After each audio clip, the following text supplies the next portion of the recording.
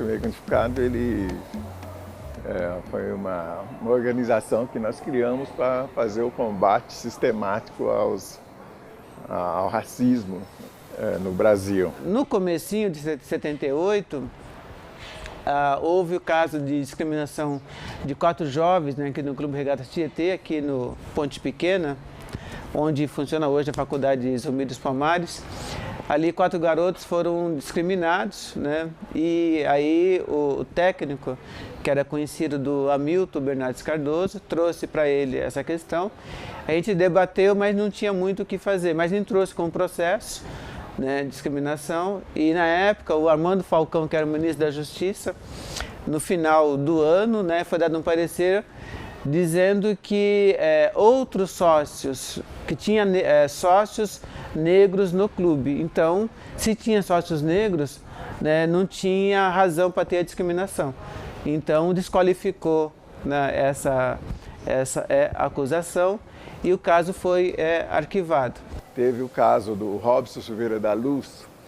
Ele era um trabalhador negro, foi preso no 44º Distrito Policial de Goianazes, acusado de ter roubado frutas. Ele foi lá torturado e vindo a falecer em função dessas torturas, né? E isso revoltou bastante a juventude negra da época. E aí teve a garotada do Versus, né, que era do Afro-Latino-América. Eles chamaram a gente para uma reunião sobre essas questões, né? E decidimos criar o Movimento Unificado contra a Discriminação Racial e estabelecemos como a primeira tarefa um ato público no 7 de julho contra o racismo, denunciando a violência policial, né, essas coisas todas. Em 78, quando do lançamento do MNU nas escadarias municipal, eu era estudante da Faculdade de Tecnologia de São Paulo, FATEC ali, e eu fui até o lançamento. E me senti tocado, peguei a carta manifesto e a partir daquele momento eu procurei o MNU, né, sua sede, seu endereço, suas pessoas, e a partir dali eu me considero e passei a ser considerado um membro do MNU. O MNU ele surge justamente num contexto, se a gente for localizar, ele faz um ato de rua debatendo a discriminação racial, a violência policial em um período de AI-5, em um período de ditadura militar, quando nenhuma outra organização estava fazendo grandes atos e grandes movimentações públicas no país, né? Onde, digamos, as forças democráticas de esquerda se uniram contra o racismo. Então, por isso que o nome original do dia 18 de junho é Movimento Unificado contra a Discriminação Racial. A gente avaliava que ia ter muita provocação da polícia, como houve, né? Durante a manifestação, os policiais passavam nos carros e gritavam: aí só tem prostituta e ladrão, entendeu? Mas o pessoal estava orientado para não reagir, porque tinha que garantir a realização do ato e que foi um ato vitorioso que ocupou um espaço na mídia do mundo inteiro. Pautamos a reação ao assassinato e à discriminação dos 4 jovens lá no Clube Regatas Tietê. Então, a discriminação aos jovens por serem negros deu uma certa chancela para a questão do Robson, né? Porque o Robson ser morto sob tortura é a coisa mais comum na ditadura, né? Era só mais um, não ia acontecer nada. Mas a discriminação dos 4 jovens que foi denunciada fez com que a gente linkasse com esse feirante, o Robson Silveira da Luz. Eles se colocam, o movimento se coloca politicamente diante das questões da sociedade. Talvez a sociedade brasileira tenha menos dimensão do papel do MNU na história da população brasileira, porque nós somos a maioria da população, nós negros e negras do Brasil, e muito acima, inclusive, do que já é identificado pelo IBGE, porque, infelizmente, o racismo ainda faz com que muitas de nós não se autodeclarem, né, negros ou negras, mas certamente, sem dúvida nenhuma, todas as vitórias, todas as conquistas, as duras conquistas que o nosso povo teve nos últimos 40 anos, tem o dedo do MNU. Aqui está o povo sem medo de lutar! A população negra sempre esteve em movimento, né? Nós falamos normalmente do movimento negro, quando a gente fala essa expressão movimento negro, normalmente nos remetemos àquilo que a gente chama o novo movimento negro, que surgiu a partir da década de 70, com a fundação do MNU, mas a população negra sempre esteve em movimento. Os 350 anos de escravidão são 350 anos de luta, de movimento contra a escravidão. Sempre nos apresentaram que da nação a gente era escória. Ou vocês não lembram do ensino médio e sua aula de história? Cabral descobriu, civilização surgiu, Princesa Isabel salvou, a escravidão passou, agora geral é igual. Ei, não esquece de colocar nesse livro aí um textinho sobre Zumbi da Andara, só pra eles não falarem que a gente não colocou nada. Crescemos achando que a nossa única história foi a escravidão e não que ela interrompeu a nossa trajetória porque também descendemos de reis e rainhas, irmão. Agora você quer vir com esse preconceito camuflado. Nós alcançando tudo te deixa irado. Mas se você finge que não lembra, tu precisa ser lembrado. Que os pretos estão em todo lugar. Você acha que vão nos derrubar? Tivemos Carolina de Jesus para se inspirar.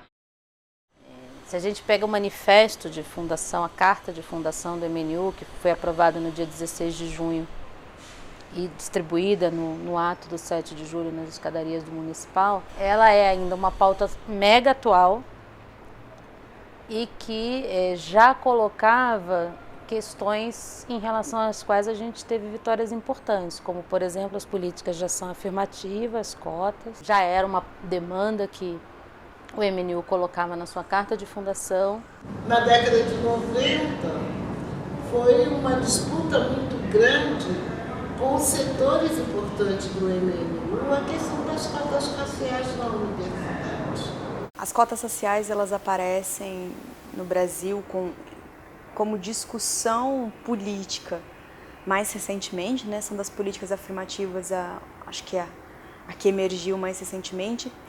E eu gosto sempre, quando eu converso sobre as cotas, eu gosto que as pessoas pensem nas políticas afirmativas como um todo.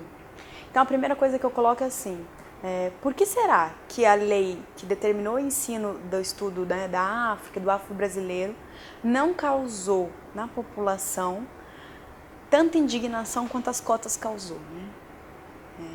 Então, assim, é sempre uma questão para se refletir, porque se você pensar a longo prazo, as duas são uma reversão de postura e de lugar, né?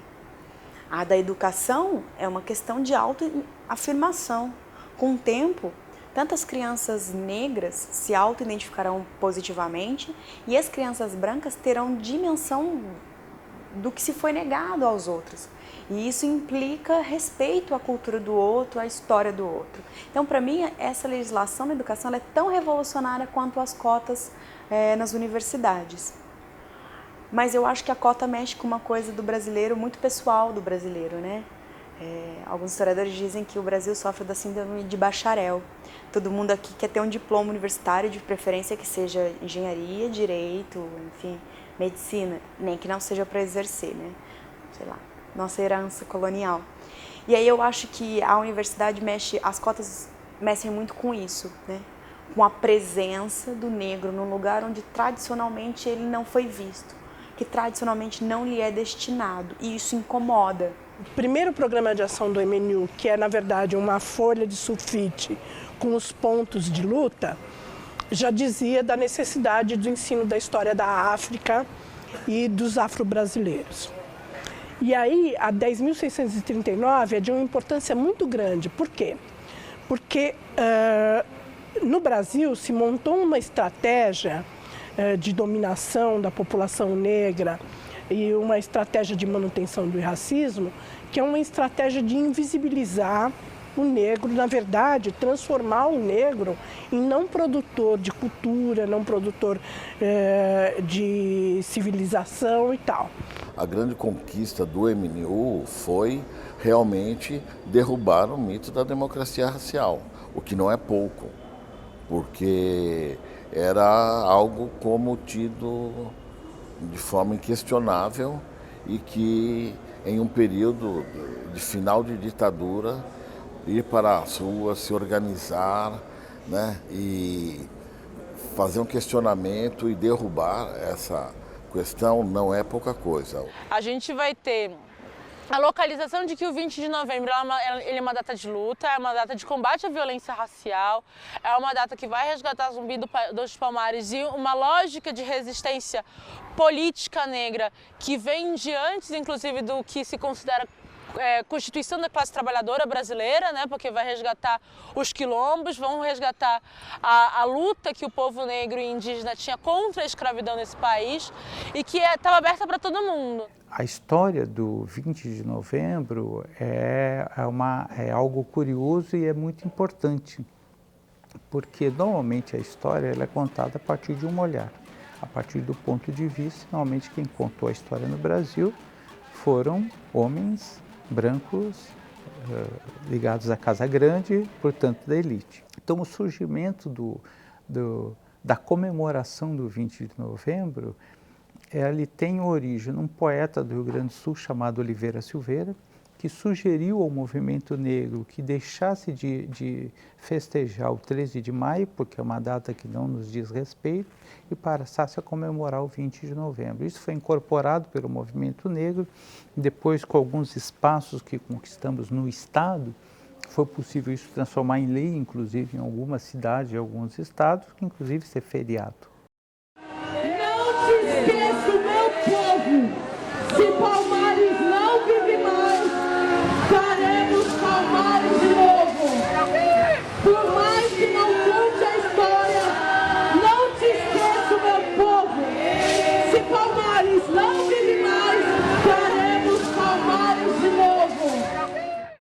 O MNU é formado logo na origem, né, por mulheres muito importantes, negras muito importantes, como a Lélia Gonzalez, que é uma referência, uma carioca referência, já falecida infelizmente, mas uma referência para o movimento negro feminino.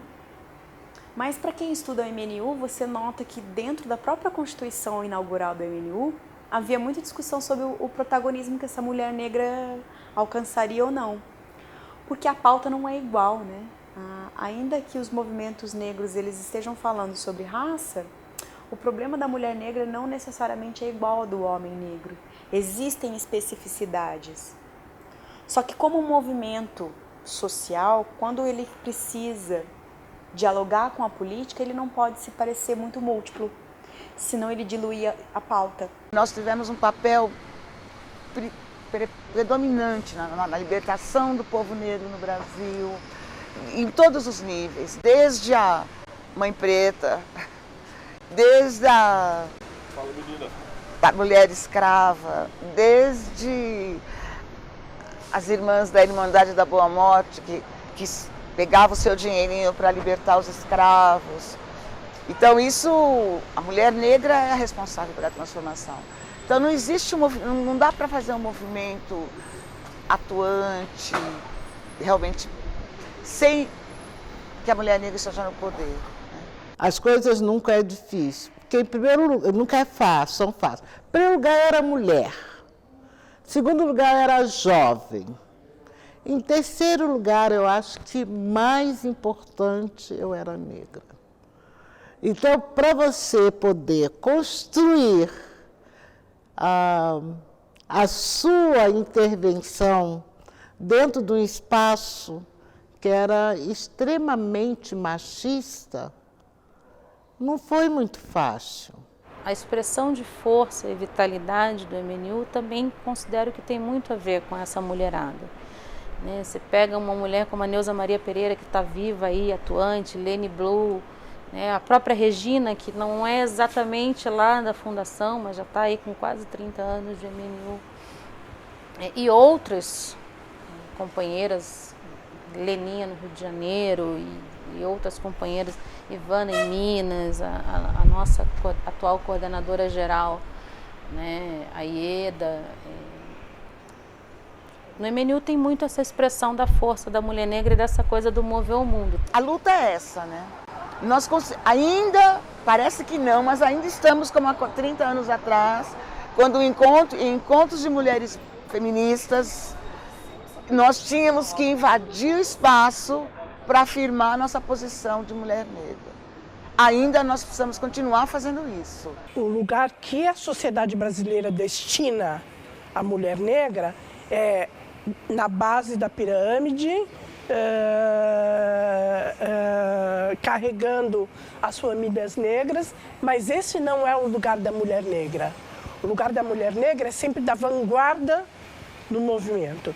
O lugar da mulher negra é sempre de abrir os caminhos, né? Então, você veja, nós passamos por 300 e tantos anos de escravização, fomos alijados da educação pós processo de abolição. E nós hoje, a mulher negra está na universidade, a mulher negra é médica, a mulher negra é advogada. A gente teve a Marcha de Mulheres Negras, que foi um momento fundamental do processo de rearticulação do movimento de mulheres negras no país.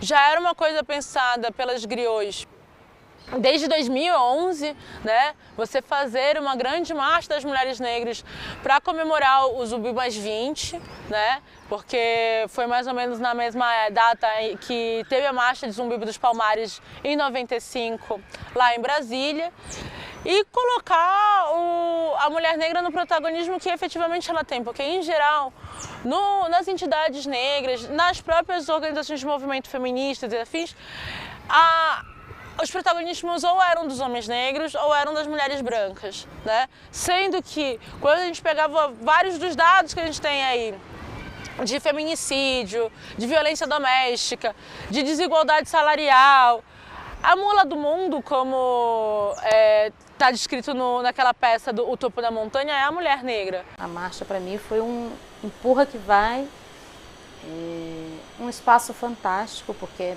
assim como o MNU, a gente reúne mulheres as mais diversas, de vários partidos, sem partido nenhum, contrapartido, de matriz africana, evangélica, católica, anarquista.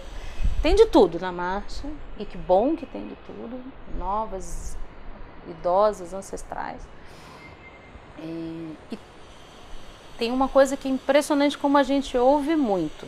Eu falo de mim, mas a gente ouve muito nos espaços da marcha, como é um espaço fortalecedor. Sabe, assim, a gente tem as nossas diferenças partidárias, de visão de mundo, tem, mas a gente se trata de um jeito tão diferente do que é a militância normalmente, sabe, assim, que todo mundo continua lá. A maior manifestação, a mais emocionante para mim foi a Marcha das Mulheres Negras. Então não foi na realidade uma atividade do MNU, mas foi uma atividade que que era um sonho nosso, né, do grupo de mulheres negras do MNU. O nosso sonho era fazer com que essa questão da mulher negra fosse difundida da maneira como é hoje, né?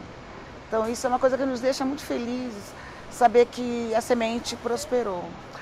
Então a Marcha das Mulheres Negras foi o grande evento mesmo, pessoal, a nível pessoal. Não só por uma realização egocêntrica, falar, nossa, há 40 anos a gente sonhou com isso, mas pelo peso político que a gente sempre sentia que as mulheres têm no movimento e que foi reafirmado naquele momento, né? Pela importância do papel que as mulheres negras têm na revolução, na transformação para um mundo melhor. É fundamental a cada uma que está aqui, cada companheira amada de luta, é seguir essa luta que Leila, essa luta que Luísa, essa luta que cada uma das nossas ancestrais ensinou para nós. As mulheres negras serão livres.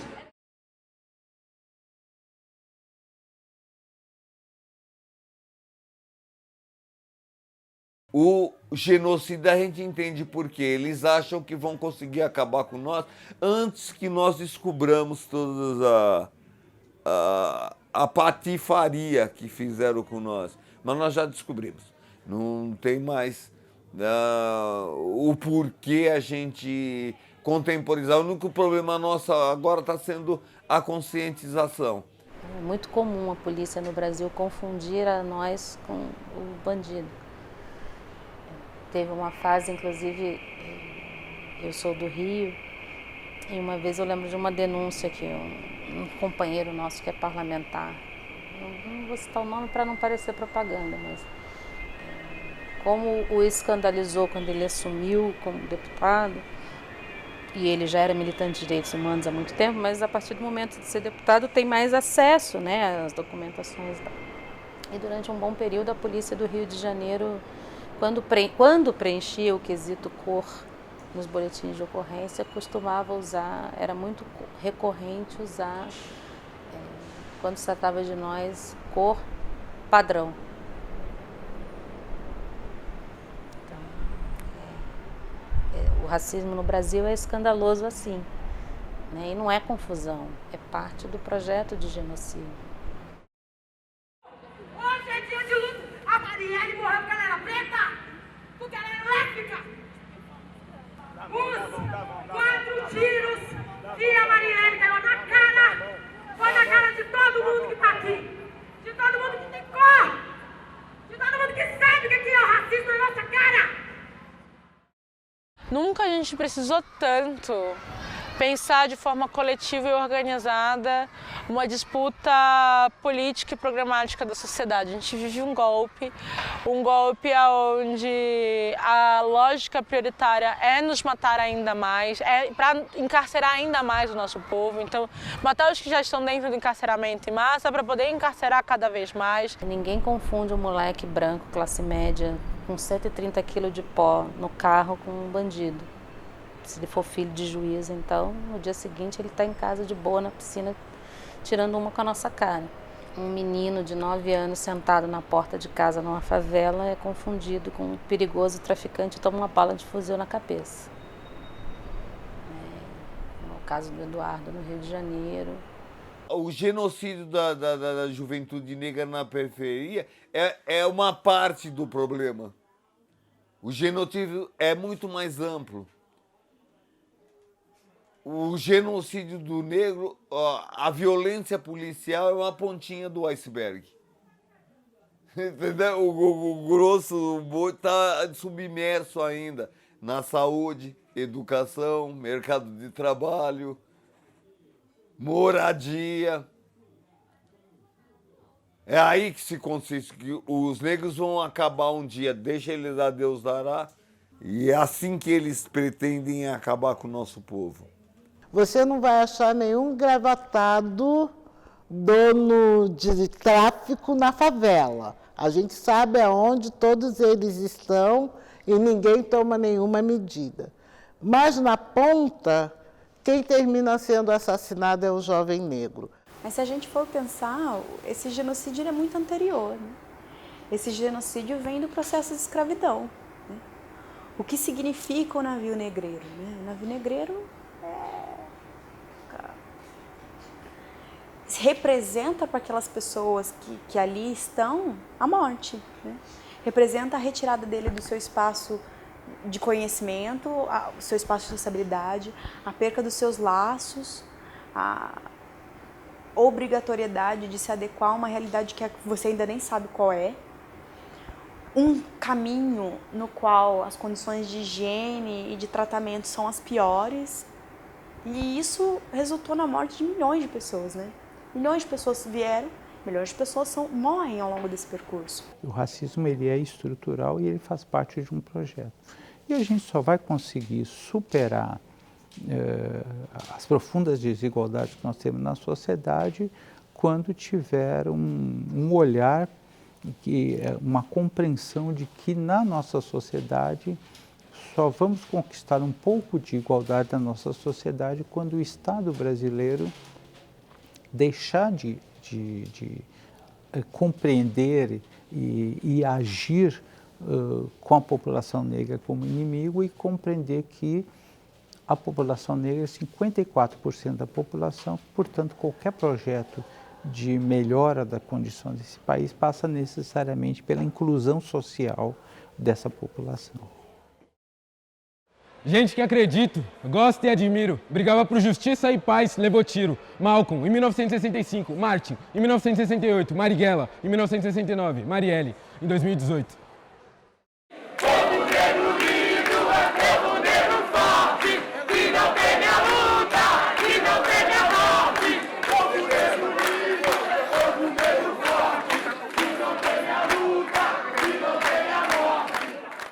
nós não queremos viver só por 40 anos, nós queremos viver o quanto tempo for necessário até que o nosso povo, até que os nossos que vêm aí na frente, eles sejam efetivamente livres, que a gente viva numa sociedade realmente igualitária, onde a gente tenha nossos direitos respeitados e a gente não tenha medo de andar na rua e passar por um policial militar com medo de ser morto, sabe? Ou com medo de ser encarcerado, ou qualquer outra coisa. Eu acho que esses 40 anos para mim tem muito isso e para mim é isso, é cada vez ser mais MNU, entendeu? Cada vez mais eu me sinto mais MNU do que qualquer outra coisa nessa vida. A gente jovem é muito importante, além de ser sangue novo, ideias novas, vem sem vícios, né? Isso é bom, sem aquele peso.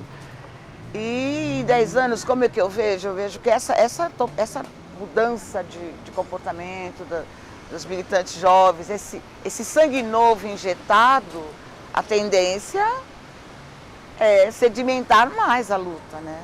E o que é muito importante é também a juventude tem ela entra nos caminhos, né? Ela vai se enrodilhando assim, né? E eu acho isso muito positivo, porque eu acho que nós podemos alcançar maior número de pessoas, alcançar maior número de entidades com essas intervenções da juventude, né? Que veio para somar e veio para revolucionar. Somos a raiz, não é, cultural nesse país, então nós temos que estar trabalhando, resistindo, desenvolvendo um processo na área de comunicação, não podemos deixar tudo na mão deles, entendeu? Exigir essa coisa no ensino oficial, trabalhar de fato com as cotas, exigir a reparação histórica, né? Como dizia Malcolm X, né? Temos que arrancar a reparação por todos os meios necessários e temos que levar essa luta. É o único caminho para a humanidade, tá? Que é um caminho de paz, é o respeito à vida, à história, ao trabalho de qualquer tipo de pessoa.